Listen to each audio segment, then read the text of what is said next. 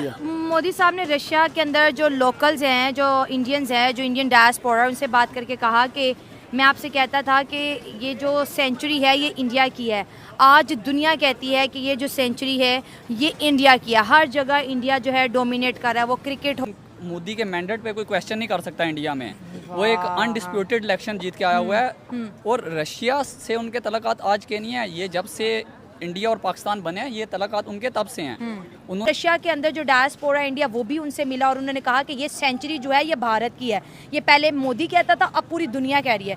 तो इंडिया के लोग इतने हैप्पी हैं, खुश हैं, आज भी उनके कंट्री में रोज़गार अच्छे हैं, जॉब्स अच्छी हैं, ठीक है, बेनिफिट्स लोगों को मिल रहे हैं। उसकी वो शुरू से ही रशिया के साथ खड़े हैं, हमारी तरह नहीं है। कभी एक प्राइम मिनिस्टर रशिया जा रहा है, कह रहा है कि हम रशिया से तल्लुकात बनाएंगे, दूसरा आता है कहता है नहीं जी हम यूएसए से तल्लुकात बनाएंगे। तो इंडिया क्या ऐसा कर रहा है कि जो हम उसको फॉलो करके हम तरक्की कर सकें। ये पॉइंट ठीक बड़ा है। अच्छा। इनका इसी दफा के- मोदी साहब इंडिया के प्रधानमंत्री बने हैं, इस दफा क्या चेंज नजर आ रहा है? इंडिया कितनी बड़ी इकोनॉमी बनेगा? ये इंडिया का जो पावर है, इंडिया का जो प्रेशर है, इंडिया की जो जमहूरियत है, वो पूरी दुनिया में इस दफा कौन सी डायरेक्शन इख्तियार करने वाले? क्योंकि पहले अगर हम बात करें पिछले 10 सालों की, तो इंडिया और प्राइम मिनिस्टर नरेंद्र मोदी बहुत ज़्यादा लाइमलाइट में रहे हैं। पहला दौरा किया, ओहदा संभालते ही रशिया का हाई सिविलियन अवार्ड रिसीव किया, एक दफ़ा फिर से बहुत बूस्ट पकड़ लिया।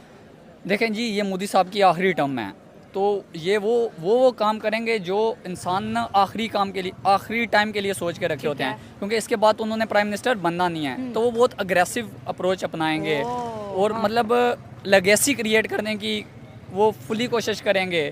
तो वो तो ये जो आखिरी 5 साल है ना, वो इसको पावर प्ले समझ के खेलेंगे। तो आप उनके 5 साल ऐसे ही एक्सपेक्ट करेंगे, बहुत अग्रेसिव होंगे। जैसा स्टार्ट है वैसा ही एंड होगा। Oh my God. और इससे हमें कितना फायदा या नुकसान होगा? रशिया के साथ ट्रेड मना करता है यूरोप और अमेरिका, जो इसके साथ ट्रेड करेगा उसके ऊपर सैंक्शन लगा देंगे रशिया यूक्रेन की वॉर की वजह से। लेकिन इंडिया ना डर है, वो रशिया से पहले भी ट्रेड कर रहा है, पहला दौरा रशिया का कर लिया, रशिया ने हाई सिविलियन अवार्ड दे दिया और बार बार जो है मोदी साहब और पुतिन गले मिल रहे हैं, बार बार गले मिल रहे हैं। इंडिया को फर्क ही नहीं पड़ता, वेस्ट क्या सोचता है, अमेरिका क्या सोचता है? हमें बड़ा फर्क पड़ता है। हाई अमेरिका ने ये कह दिया तो क्या हो, हाई अमेरिका ने सैंक्शन लगा देने, हाई अमेरिका ने डॉलर बंद कर देने।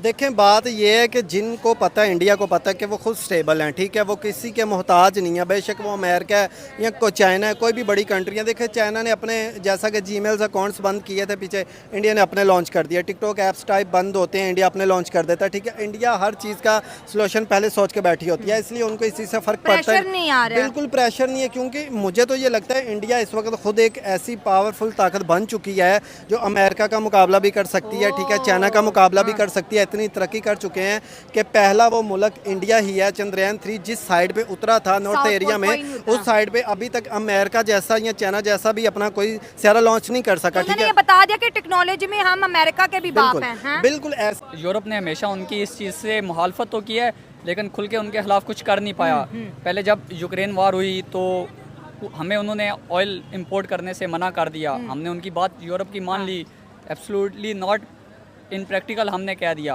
लेकिन इंडिया ने तब भी उनसे पेट्रोल और बाकी चीज़ें इंपोर्ट की और उसको बहुत डिस्काउंटेड प्राइस पे परचेज़ की और बाद में फिर इन्हीं यूरोपियन कंट्रीज़ को उसने बेचा। हाँ बिल्कुल, हाँ।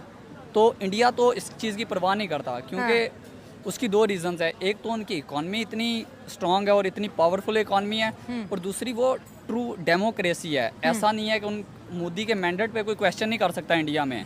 वो एक अनडिस्प्यूटेड इलेक्शन जीत के आया हुआ है और रशिया से उनके तल्लुकात आज के नहीं है, ये जब से इंडिया और पाकिस्तान बने हैं ये तल्लुकात उनके तब से हैं।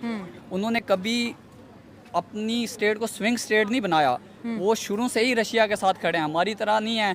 कभी एक प्राइम मिनिस्टर रशिया जा रहा है, कह रहा है कि हम रशिया से तल्लुकात बनाएंगे, दूसरा आता है कहता है नहीं जी हम यूएसए से तल्लुकात बनाएंगे। तो इंडिया बहुत क्लियर है अपने तल्लुकात को लेके। वो हमारी तरह नहीं है कि हमारा प्राइम मिनिस्टर जा रहा है मिलने, वो प्यूटन से जा रहा है, जाके मिल वो कैमरामैन से रहा है।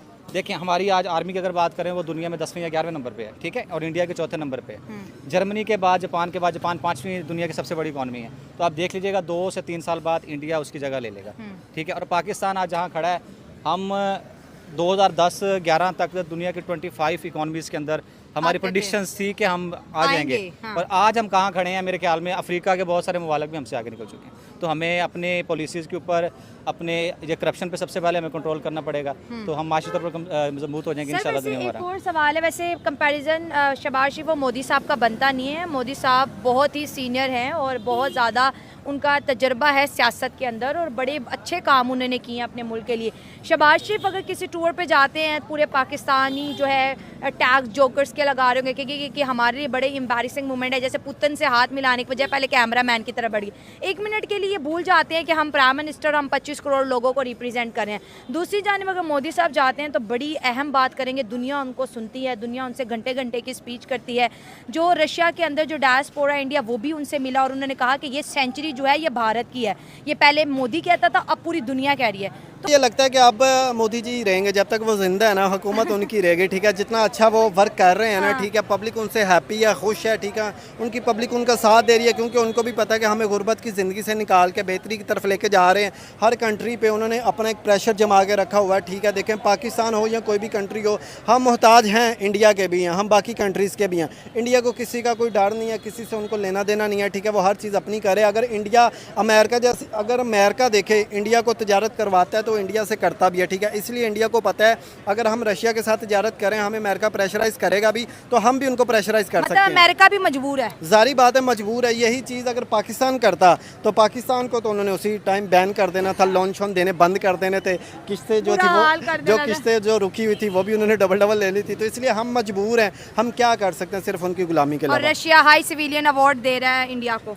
इसके लिए इंडिया को मुबारकबाद पेश करता हूँ, मोदी जी को भी, तो उनकी पब्लिक को भी। और खुशकिस्मत है वो लोग जिनको मोदी मिला हुआ है, ठीक है। इतनी अच्छी पब्लिक, मतलब कि टीम देखें उनकी, वो भी बहुत अच्छी है। उनके हुक्मरान देखें, वो भी बड़े अच्छे हैं। हमारी ना टीम चलती है, ना हमारे हुक्मरान चल रहे हैं, ना हमारी पब्लिक एक ना दूसरे को। हमारा पैसा भी नहीं चल रहा। पैसा है ही नहीं है, चलना किधर से है, ठीक है। हमारे पैसे की वैल्यू नहीं रहेगी। आप आउट ऑफ कंट्री अपने पैसे ले जाएं, बेशक 2 लाख लेके जाएं, वहाँ के हमारे 20,000 भी नहीं बनते, ठीक है। हमारे पैसे की हमारे प्राइम मिनिस्टर की मुलाकात पुतिन से होती है एससीओ मीटिंग में, तो पुतिन साहब बड़े प्यार से हाथ बढ़ाते हैं, तो शहबाज शरीफ पुतिन को इग्नोर करके पहले कैमरामैन से मिलते हैं, तो फिर जाके पुतिन से मिलते हैं। इतनी एम्बैरेसमेंट। टर्की जाते हैं तो टर्की उर्दुगान के कान में बार बार कह रहे भाई तेरे लिए आम लाया हूँ, तेरे लिए आम लाया हूँ। क्या मतलब उन्होंने कभी आम नहीं खाए?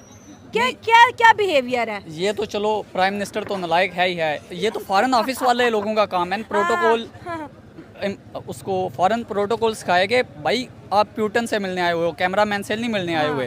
सही और है। आम तो हम वैसे भी उसको भिजवा सकते हैं। प्राइम मिनिस्टर इसके लिए थोड़ी है कि पूरा जहाज लेके जाए कि उसको लाया हूं। प्राइम मिनिस्टर ऑफ टर्की को आम देने जाए। और भाई हमारे आप कोई हाँ। ट्रेड उनसे एग्रीमेंट करें, बोले कोई मैं पायलट, ये इन्वेस्टमेंट हाँ। अपॉर्चुनिटीज लेके आया हूँ।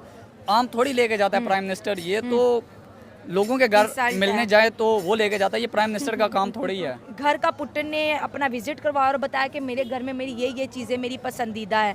ये चीज़ें और सोशल मीडिया पे बड़ी वायरल हो रही है। इंडिया के प्राइम मिनिस्टर की इतनी इंपॉर्टेंट, और हमारे प्राइम मिनिस्टर अगर कहीं चले जाए तो आधी कंट्रोवर्सी तो उनके खुद की वजह से होती है और इतनी इंपॉर्टेंस भी नहीं मिलती और मीटिंग्स में इग्नोर होते हुए नजर आ रहे होते हैं। उसकी वजह ये है ना कि इंडिया कुछ लोग कुछ दो की पॉलिसी पे काम करता है। वो इन्वेस्टमेंट कुछ दो और अपॉर्चुनिटीज कुछ लेके लो, जाता हाँ। है। हमारे वाले कशकोल लेके जाएंगे तो वो उसमें बीक डाल के वापस भेज देंगे। अब बेकारी हमारे घर आएगा तो हम तो उसको गेट से ही वापस भेज देंगे ना। कोई मेहमान आएगा तो उसको घर में लेके जाते हैं। मोदी साहब उनके मेहमान थे, हमारे वाला उनका बेकारी बन के गया था, तो उन्होंने वहाँ गेट पे भीख डाली इसके